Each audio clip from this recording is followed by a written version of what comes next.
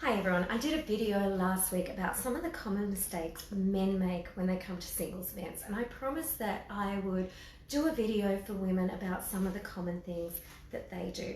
Now, I'm going to cover a few things. Now, one of them is, it's sometimes difficult to go to a singles event. You may think that you're taking some massive action, but it is outside of what you feel comfortable with.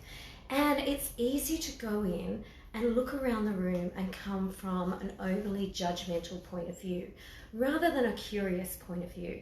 Now, I keep saying in these videos that people are surprising, and I'm a pretty good judge of character. I've met thousands and hundreds of thousands of people over the last 10 years in different industries, and I'm, like I said, a pretty good judge of character, but sometimes I can be guilty of getting it wrong. And so when you come to a singles event, rather than putting a higher level of expectation on how the event is going to be, I recommend that you go just expecting to enjoy yourself, expecting to do something different, and expecting to practice some of the skills that you need to connect with other people. Sometimes it's too easy to put pressure on ourselves, thinking that we're going to meet the person, so we actually show up and behave differently. And I do say it all the time, most men, and I want to say this to women, most men are not bad guys. They're just bad daters. They're bad at the skills that it takes. And they're coming into a situation on a date, a speed date, or a singles event where they feel like they've got to measure up because, this is a common thing that women do. Now, I don't know about you, but when I know that someone's judging me, it doesn't bring out the best in me. When I feel like I've got to measure up, it is intimidating. So that's one thing that women do. The other thing that women do, women don't want to waste anyone's time, and that's good, and they don't want to give the wrong impression. So sometimes when they're not interested in a guy, they will literally go with the resting bitch face, which just to demonstrate is... Now, it's really hard.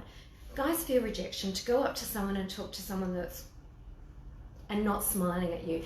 Alternatively, if you came up to me and I'm like this and happy and make you feel welcome, it's much easier for the guy to be able to talk to you. So even if you're not interested in them, it is kind to be nice to people that are finding it hard. And just because you smile at someone doesn't mean that you want to date them.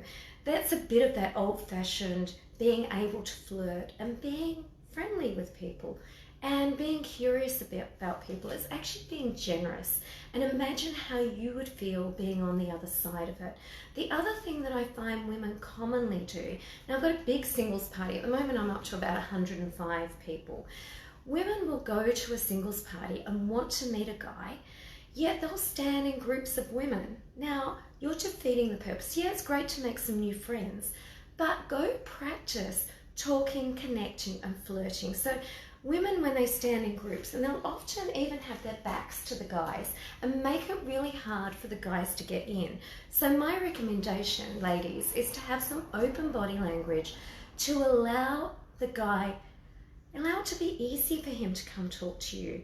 And, don't shut it down quite so easy, because like I say, people can be surprising, and most guys in these situations, because they know they're being judged, it's a really tough situation to work into.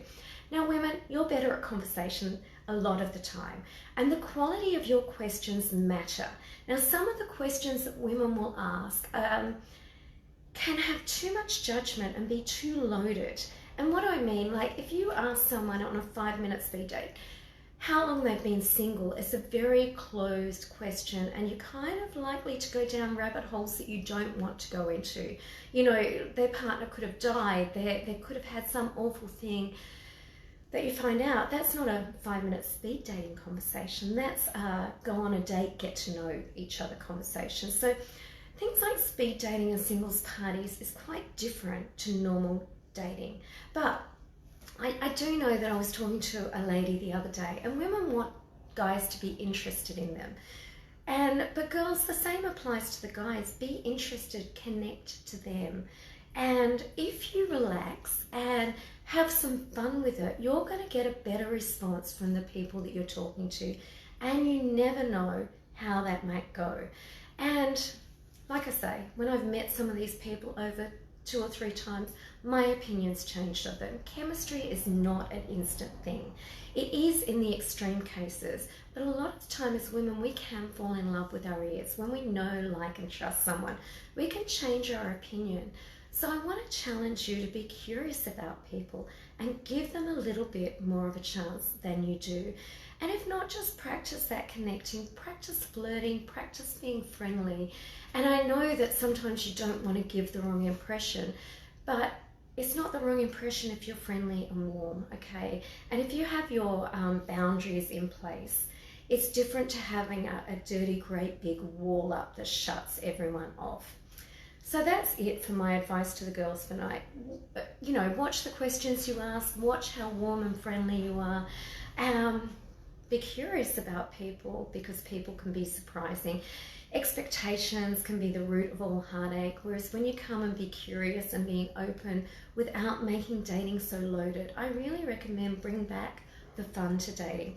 Now, I've got Valentine's Day event coming up tomorrow night, and we're pretty much sold out for tickets for women. We've got 105 people coming so far. There's still room for guys, so if you're on the fence, it's going to be a real good event. Make sure you grab your ticket. The other thing that I want to say is we've got some really fun events coming up. And as much as I like speed dating is one way, but we've got our Rottnest trip, which is going to be a lot of fun, and the last one was a lot of fun. There's quokka selfies where we're walking across the island. You know, there's a chance to swim. We've also got the brunch events, and what people have said is those events where you've got more time actually give you the chance to get to know people, make some new friends, change your perspective. At the least, it's a fun day out. At the best, you can meet someone that you really like. So have a look at the events that are coming up. I would love to see you soon, and I hope that you enjoy your Thursday night no matter what you're doing. Thanks. Bye.